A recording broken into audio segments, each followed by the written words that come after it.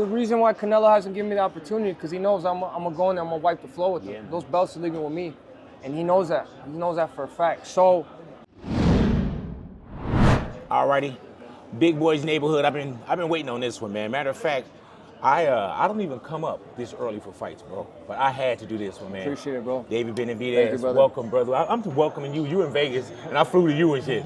Man, how does this feel, man, going into the fight? Well, you've been here before. Yeah. But is it a different level of anticipation going up in weight class? And yeah, I feel like ever since I got that fight with Caleb Plant on pay-per-view, the fights have been getting that much more bigger. And Caleb's a beast, too. Yeah, he's good. He's a good fighter. And now that we're fighting on the, I could have fought my own main event, but I'm strictly doing this for the fans. Me and Gervonta Davis on one card. Beautiful. This is definitely going to be a treat for the fans, and I'm looking forward to it. I've been wanting to come up to 175 for a long, long time. I spent my whole career, 10 years, at 168. Yeah. And now I think it's the perfect time to come up to 175, and we're campaigning here, and we're going to dominate this division. And people will say, man, like, oh, 175, but were you cutting weight to get to 168? So 175 that's good for you, though, right? Yeah, that's natural. I feel really, basically natural. I feel really comfortable here, and I feel like I'm gonna have more speed, more endurance, and more power because I'm not really depleting myself to get down to 168, 175. I only have like 3 pounds left to lose, and I feel great, man. I'm very excited. And plus, you're a banger already anyway, bro. And when you said that you doing this, you could have main card yourself, but you're doing this for the fans. Yeah. And you're also, man, a fighter, David, that don't duck anyone. And when you say the fans, you fight what's put in front of you. Even if something's not in front of you, you still want to fight. How important is that for you? Well, first of all, always have that boxer mentality. First of all, I do it for myself, and then I do it for the fans. I'm not saying that I go and try to fight for money for myself. Right. I fight for the respect, and I fight to dominate the sport. I want to be the best in the whole world, and I want to prove to myself first. And then by doing that, I'm going to give the fans a lot of great fights. And by the time my career is done, I want it to be known that I was the best in my generation. I ain't dug nobody at all. And we're on the way, I think we're on the perfect route to doing that. You know what's the trip, man, is that not only the fans, but, fighters. When boxers, when they speak upon you, especially the great Mike Tyson, man, Tyson said that anyone that gets in the ring with you, pretty much paraphrasing, they're going to lose. Yeah. You know what I'm saying? Well, I mean, I feel very motivated, and I feel very happy that I get the respect from Mike Tyson, Oscar De La Hoya, Roy Jones Jr., Juan Manuel Marquez, Marco Antonio Barrera. Man. These are the guys I've looked up to when I was a little kid, and just having fought everybody. Yeah, and then just having them praise me like how they do it just gives me that much more motivation. And because they say I'm this type of fighter, then I have to live up to it. Hey man, and you take every fight, Benavidez, as it comes. You know what I'm saying? Of course, there's a time when you say, man, my eyes are on the prize, and we know what that is. Yeah. You know what I'm saying? But still, you don't look past anyone. Yeah. Vosdick, you don't look past. Yeah. You say, I'm looking at you. Yeah. Maybe I'm gonna look through you, but I'm not looking like. Yeah, past. and I think that's what sets me apart from all these other fighters. All my camps are 3 to 4 month long training camps. I take everybody extremely serious because it's my job.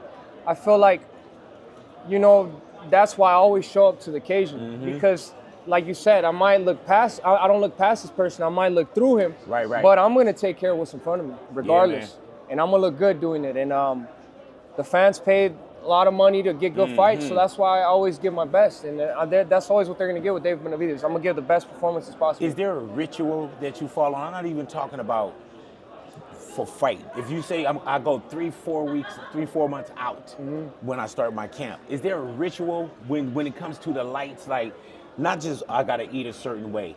Are you the one that say, man, I can't even get down, I gotta save my legs? Are you that fighter? Or are you the one that change everything up before you get into the ring? You're like I said. You fucking? No. Okay, all right. Just want that. No. I think that's after though, huh? Like that, lay all the belts down and shit. You laying the belts down like, yeah, buddy. Red panty night. Easy call, but we gotta get to this but, first. Like I said, I take my job extremely serious. Man. You know what I mean? And like I said, I take it extremely serious, and I'm always gonna show up to the occasion. What do you do like after weigh-in, between that time of weigh-in and fight night? I just hang out, I eat good food, and I hang out with my kids, hang out with my son, hang out with my wife, and hang out with my daughter, and then I just, I just try to mentally prepare for what's coming. Are you calm? Oh, I'm always calm. Like I said, I've been I've been boxing 25 years. Right. 24 years. I've been professional 10 years. So, and I'm barely 27. But you know what's crazy? Let me tell you, man. I've been in radio. This is my 30th anniversary. 30 years in radio. I do a show every day. You know what I'm saying? I still get not nervous, but I still get butterflies. I make a mistake every day. Yeah. You know what I'm saying? No matter how many fights you have, that's still a number where it's crazy that you're used to it. So I'm used to it, but you always get them butterflies. Oh, but that's good. You're supposed to. That's good nervous energy. You know what I mean? Yeah. That's good nervous energy, and I know how to use that energy. You know what I mean? I know how to channel that energy, and like I said, I get really excited for these types of fights because I dreamt about this. You know what I mean? I've dreamt about these moments when I was a little kid.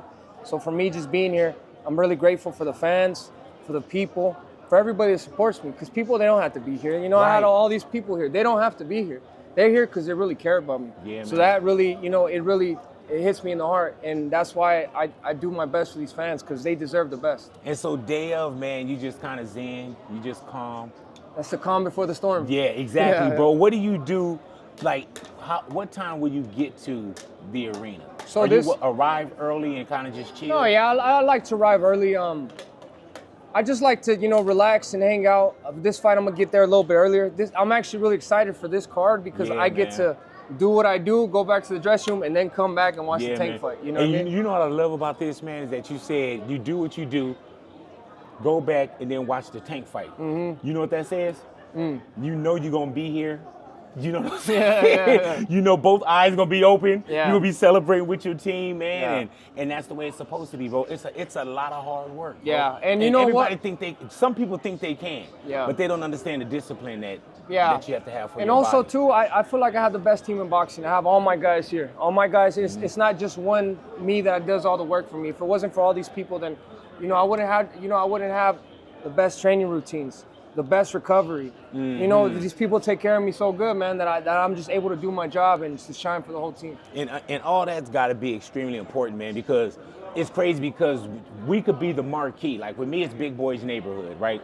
I'm Big Boy, but there's so many people that make me look good on the marquee. The same way you can watch Bad Boys, watch, and you'll say, oh man, Will Smith, Martin Lawrence, but when that shit go off, it's a million names under there that made sure that they did the best job that they could do, so you could do the best job you could do. So everybody does their part, man, and we all celebrate together. Hey, man, so and I know you've been getting hit up about this all the time, man. The Canelo situation, bro.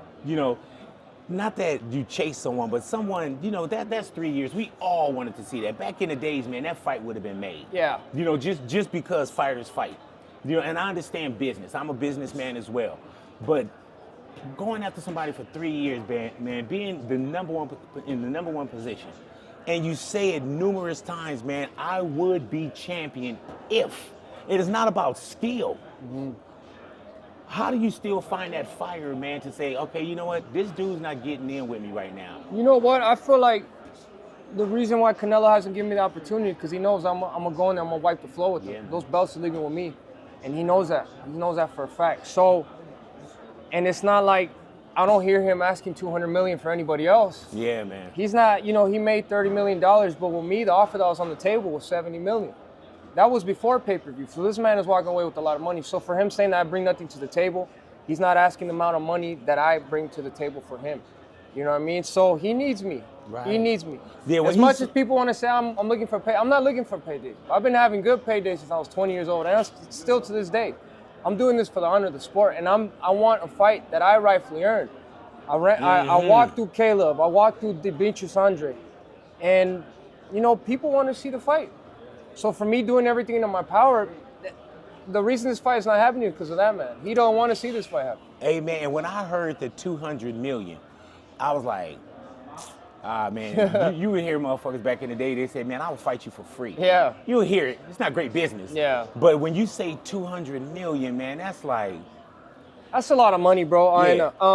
They gonna fuck around and come up with it. And then, I think, then he'll be like, I feel like in this day and age, bro, I mean, Usyk and Tyson Fury made $175 million. You know what I mean? So I feel like now we're getting closer to making this fight happen, but I'm ready. For whenever this fight happens, I'm 100% ready. Man, and of course we got business. I'm saying we, like I'm getting in the ring with you, I'm on your team.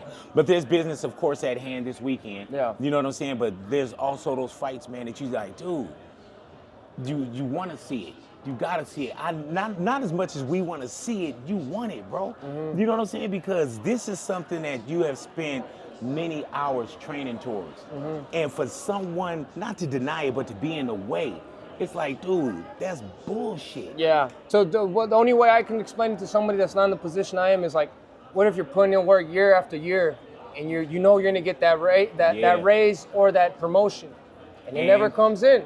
And it never comes in. And you're ready for it. And you've been fucking working your ass off. Yeah, and you're qualified. Yeah. But like I said, I still have faith this fight's gonna happen. I'm not going nowhere. I'm not going nowhere. If I'm gonna be dominant now, next year, 2 years from now, 10 years from now, I'm gonna be the most dominant force in boxing. And it's undeniable, bro. Yeah. And you gotta think, man, just 27 years of age.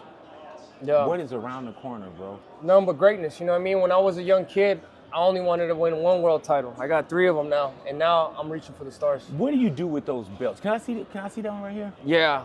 Man, give me what if you really couldn't touch it unless you really earned it? Like you had to sock me in my mouth and shit. I'm like, no, you can take this one. These, bro, when I first won it, I was the youngest ever in history to win this one. 20 years old. Mike Tyson did that when he was 20 years old in the heavyweight division. And they got you they did yours to like years, months, days, hours. You know what I'm saying? And then I also became the second youngest because the youngest one that won at the super middleweight, he was 23 years old. I won that one at 20, and I won this one at 22.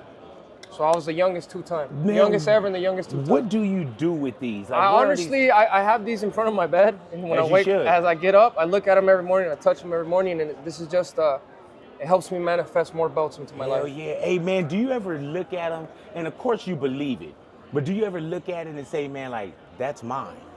It took me a long time when I first won them to really get into my head. Man. And I'm going to tell you something that should really resonate with everybody. When I was a little kid, I wasn't the first of anything. I wasn't even the best amateur. I was very overweight. I was slow, but I always had heart and hunger. And I told myself, you know what, if this doesn't work out for me, fuck it. But if I put 110% into this and I know that I worked my hardest, that's enough for me. And my hardest work has put me to the top. So I'm just very happy and very grateful and very proud of what I've done. Hey, man, and as a teenager, you were heavy. Yeah. Like over 200, 260? That's crazy, man. Yeah. So when you were in the gym, even trying at, over 250 pounds, did people look like what you doing in here? I was not. Oh, okay. No, I was still beating us. Oh yeah, I was still beating us. I'm pretty damn sure. You know what's funny? When my brother, he had turned the youngest to turn pro in the United States. He turned at 17. He had signed with Top Rank. He was training with Freddie Roach, but at the time I didn't box, and that's why I gained all the weight. For a year, I took a year off. I gained like 120 pounds. Ain't that beautiful though? I was over 500 pounds. Yeah. You know what I'm saying? Yeah. And I don't have none of these belts and shit because I don't have the determination. Go ahead. But my brother would tell, so everybody be like, oh, this guy, Jose Benavidez, is going to be good. He's going to be the next world champion. And my dad and my brother told him, well, you think he's good? My other son is really good as well. Wait till it gets here.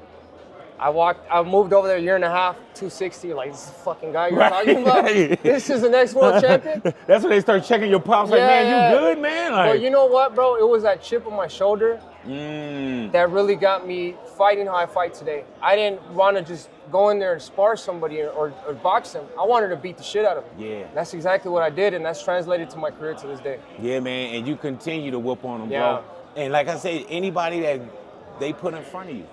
Like there's not one person I'll say like, oh man, what is he doing that for? Yeah. Why is he going in that direction? Yeah. I mean, it's like shit. And the one thing you do, bro, is you stay active. Yeah. You stay active, and that's what we want to see in boxing, bro. So I want to get this back to you. Thank you. Hell, you earned it.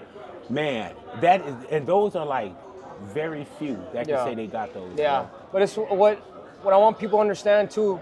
Just because people tell you that you can't do nothing, fuck what they say. As long as you have the dream, keep working hard. Work your ass off until you accomplish your dream.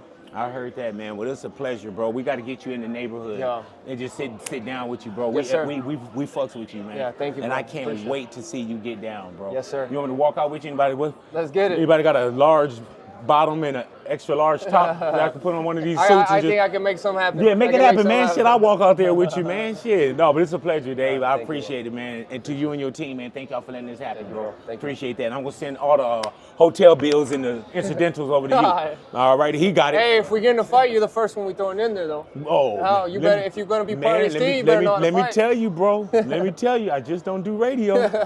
I fell into radio by accident. Motherfuckers that know, they know. And this motherfucker right here, Jose, that's my dog from high school. I don't need quantity. All I need is quality.